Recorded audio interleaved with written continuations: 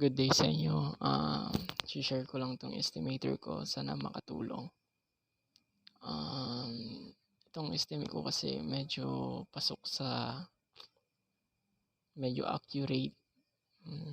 Alam natin na hindi lahat, hindi perfect yung pag-estimate, pero at least ito medyo malapit sa makatotohanan naman.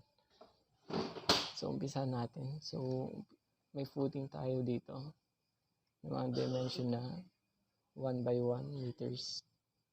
So i-check muna natin sa estimate na binigay sa akin dati. Ginagamit ko to. Yan. Kita nyo to. Kung familiar to sa inyo. Yan.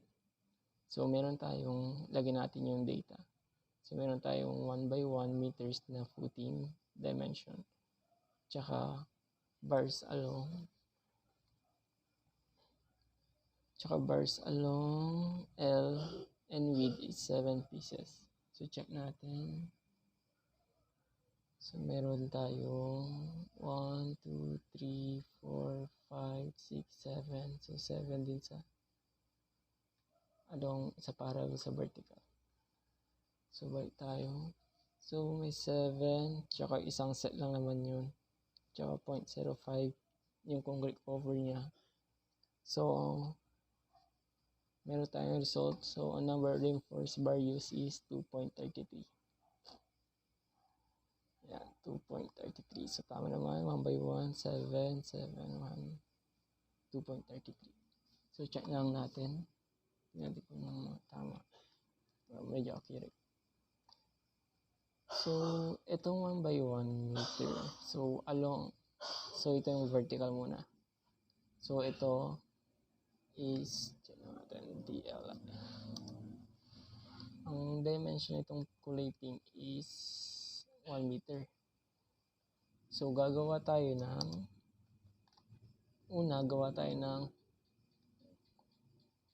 concrete cover na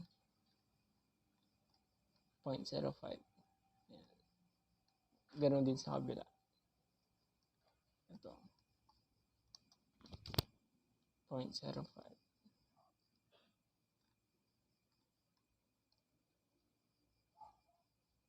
So mag-uumpisa yung bakal dito.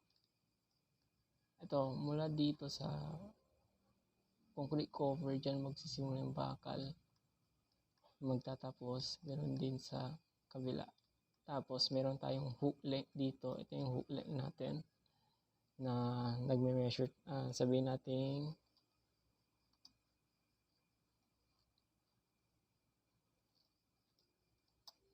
ang hook length na ginawa ko dito is 0.25 meters.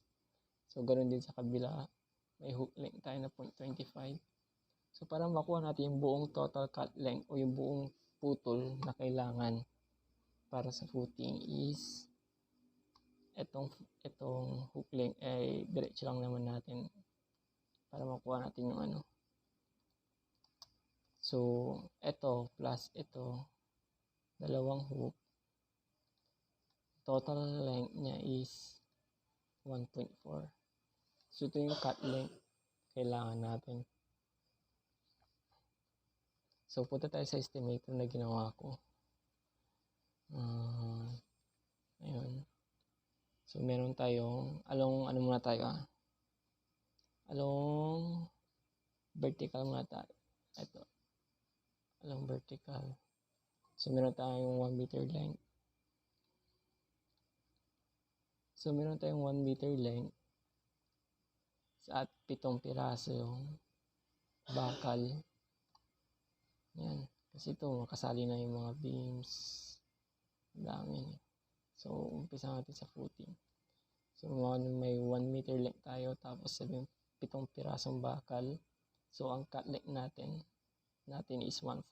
Yan, nilagay, nagbabago yan base dun sa dimension na ilalagay natin dyan. 1.5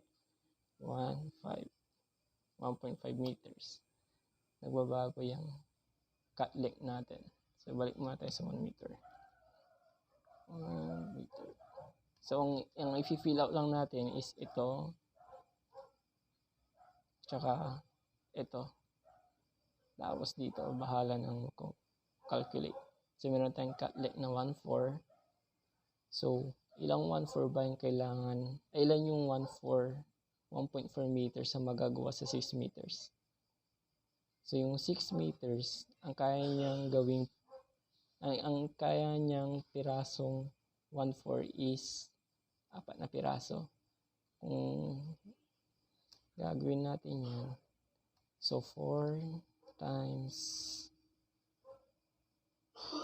ito, yung cut length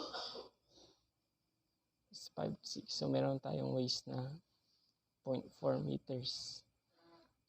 Natin yan. So, ang kailangan bilihing bakal is 1.75. Yan. Hindi natin siya in-whole number kasi baka yung 0.25 magamit natin. Kasi yung 0.25 is ang sukat nun is 1.5, di ba? So, kahit sayang yung isang piraso na magagawa niya. So, bilangin natin. Punta dito. So, yung ito, 1/4 to. So, sa 6 meters na bakal, ang kaya niyang gawin is 4 na piraso. So, bilang tayo sa 1, 2, 3, 4. So, isang bakal na to. 1, 2, 3. So, yung isa, di ba sayang naman. So, ilalagay natin siya dito since paras lang naman yung dimension niya both ways. So, paras lang naman din na 1/4 to. So, yung isa ilalagay natin dito. So, kapag nilagyan dito, magiging dalawang bakal na siya. So, 1, 2, 3, 4. Ito, pangatlong bakal na to. Tsaka 1, 2. So, ang bibili na bakal lahat-lahat is 3.5. Tatlo, tsaka kalahating bakal. Ngayon, kapag pupunta tayo sa estimator nito, so, 2.33. Ngayon, sa estimator ko, nakalagay dyan is 1.75. So, ito, along vertical lang to. Tapos, kapag gagawin na tayo ng along horizontal naman, so 1,000 din dimension niya. So, vertical, horizontal. Ayan. 1/4. Tapos, 7 sets din. Lagyan natin ng 7 set. 7 piraso din yun. So, 1/4 yung cut length. So, 1.75 din yung kailangan. So, i-add na lang natin. So, yung footing natin is 0.7. Ito, along vertical plus yung sa horizontal is equals to, wala, mali ata yung nanote type ko. Diba? Na-times ko ba? Times pala. Ipag-add lang natin. Ipag-add. Yan. Diba? Add lang natin. Yung dalawa is 3.5. So, sa footing lang yan. So, 3.5 lang kaya. So, tugma naman dun sa ginawa natin. Yan. So, ang kailangan lahat dito is 3.5 na bakal. Wala naman 0.5 na bibili. So, 0.4. 4 na piraso. Pagtignan natin dito, napakalayo, lugi na. So, yun lang. At so, yun, marami pa eh. May mga beams, may slab on grade, wall footing, may mga columns yan. Marami pa dyan sa baba. May partition, CHB, basta lahat ng bakal. Salamat.